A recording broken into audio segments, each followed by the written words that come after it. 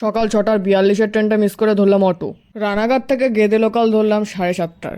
Hello friends, তো আজকে যাচ্ছি আমি মাঝদিয়ার পাগলাখালিতে।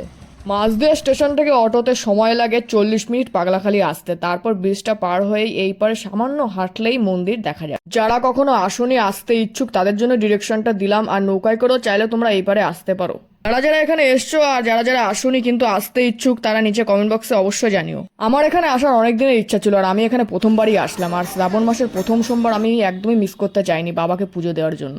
এটা হচ্ছে ভক্তদের বসার জায়গা আর আমাদের পুজো দেওয়া হয়ে গেছে।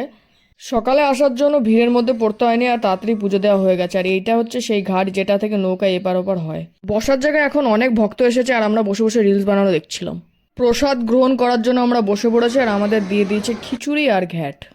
প্রসাদ গ্রহণ করে এখন আমরা যাচ্ছি বাড়ির দিকে। বৃষ্টির জন্য প্রচণ্ড পরিমাণে কাদা হয়ে গেছে। আর ব্লগটা ভালো লাগলে একটা লাইক কমেন্ট করে দিও আর দেখাচ্ছে নেক্সট ব্লগে।